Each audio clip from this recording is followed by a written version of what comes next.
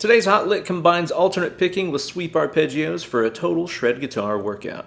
And as a bonus, it also sounds like some shit you'd hear in Castlevania.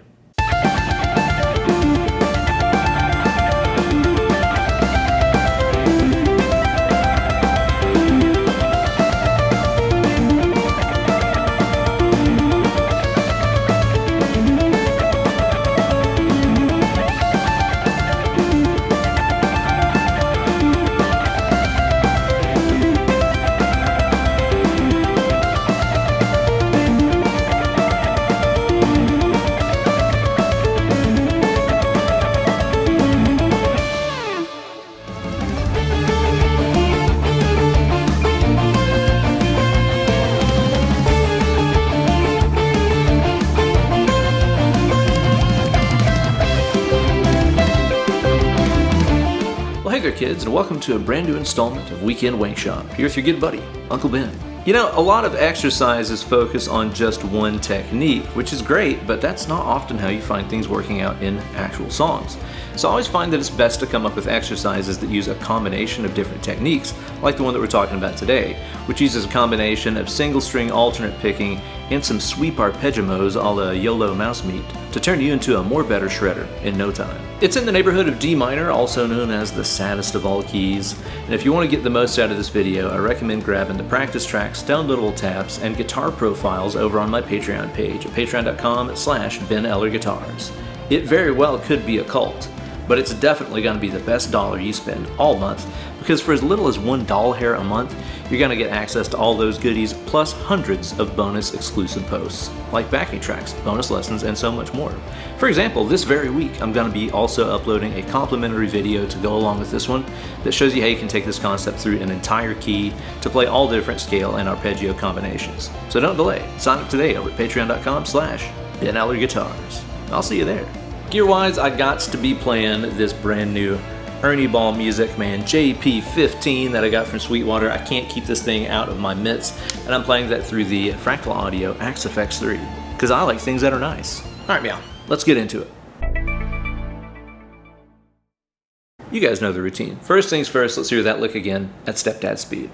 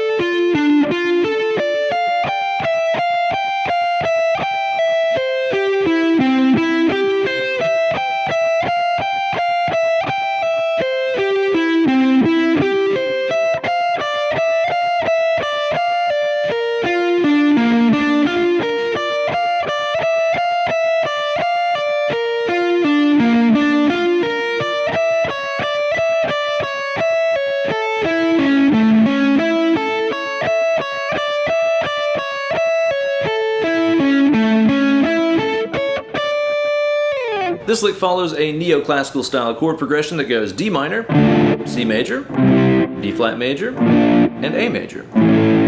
We're going to start off with an alternate picking sequence on the high E string and then play down and up every accompanying arpeggio. Let's check it out. Every one of the alternate picking licks uses a 3-note segment of that D minor scale. Check out how those lay out first here. First note we're going to use here uses F, G, and A. Next one uses E, F, G.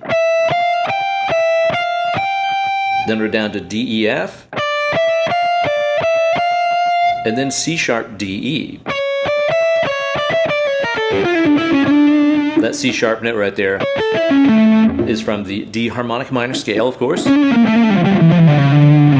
So basically what we're going to do here is to turn every one of those 3-note sequences into a 6-note alternate picked run, like this. It's one of my favorite 6-note sequences.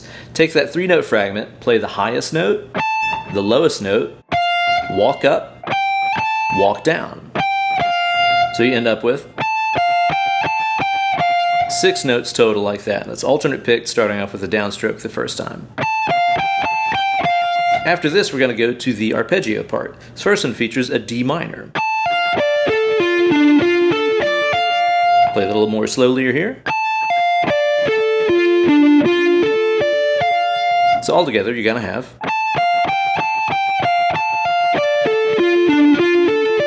And then repeat it.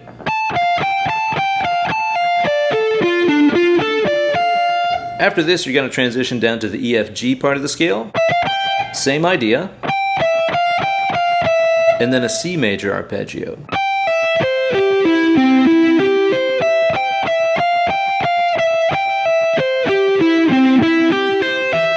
Go down to the DEF part of the scale. Same phrasing idea. And then a B flat arpeggio.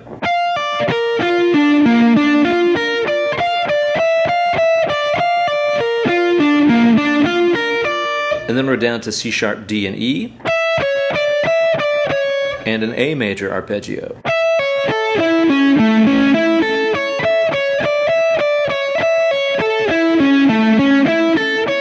So all together, we're going to have this.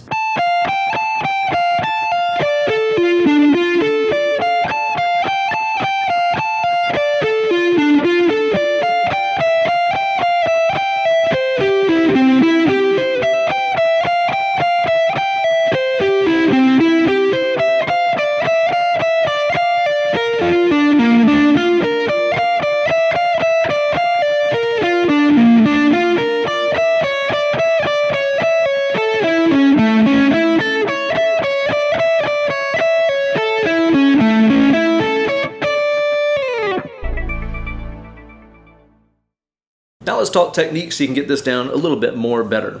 Okay, whenever you go from the alternate picking to the sweeping part, this is going to be a really great test of your groove. A lot of us rush the shit out of our sweep picking. We just play them as fast as we can get them, right? But you got to stay really locked into that 16th note groove. So this is where it's going to be really great to practice along with the practice tracks or guitar profiles that you can get over on the Patreon page. But if you just got a metronome handy, that'll do the trick too. Just be sure that you're staying really locked in the groove as you transition between the two techniques.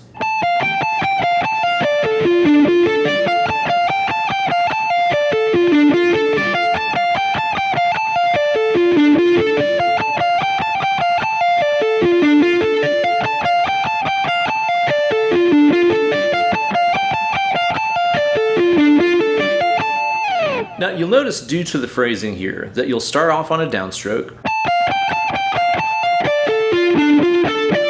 but the next time through, you'll be starting off with an upstroke instead, right? Because that sweep goes down, down, down, down, down, up. Now this might throw you off a little bit at first, but that's where our friend the pull-off comes through to make this all a little bit easier. I guess you could also just start the entire thing with an upstroke. Yeah, why don't you just do it that way? That would be a lot easier.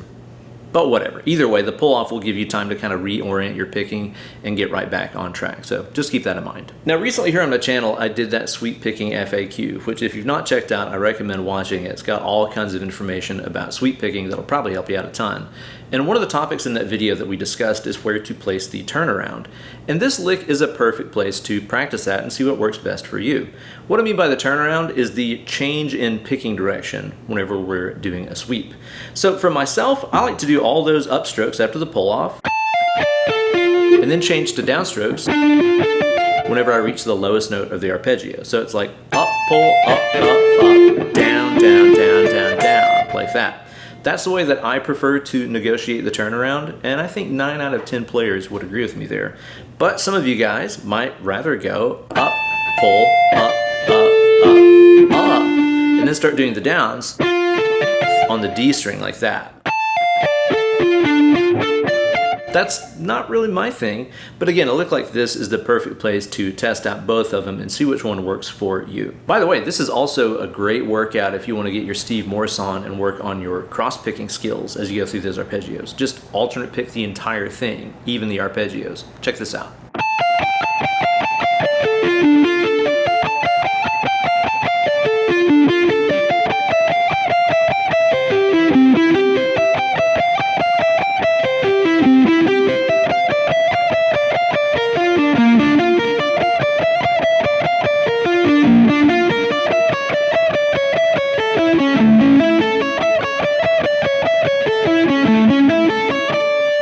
You'll notice as I play through those arpeggios, I'm using that cross-picking technique, which to me feels very much like turning a key in a lock, you know, because your picking has to escape out of the string path using either direction as you go up and down through the strings like that.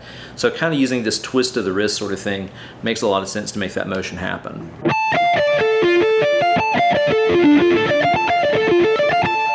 I used to really struggle with stuff like that until I started deliberately practicing arpeggio workouts with the cross-picking. It can make a huge difference to your playing. But if you're doing this with the more conventional sweep picking approach, here's something that might help you out big time.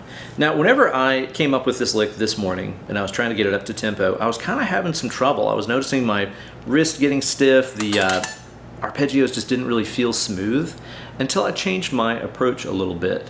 I kind of went with the Victor Wooten mentality. Don't try harder, try easier.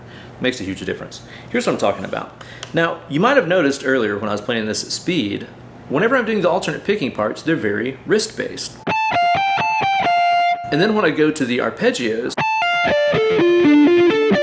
it's kind of like the wrist stops moving and it becomes more of this forearm thing. So it's like wrist, forearm. I say forearm, it's really more like shoulder, you know, doing the slow motion lawnmower start, as I like to call it. You'll notice my shoulders kind of pulling my entire arm back up and down like that through the strings. I find that focusing on that transition and kind of changing gears from wrist to arm makes this a whole lot easier and smoother. It's like I'm not necessarily locking my wrist whenever I go to the sweep picking part. I don't want to add tension, you know. I'm just not moving it. I'm letting the arm take over.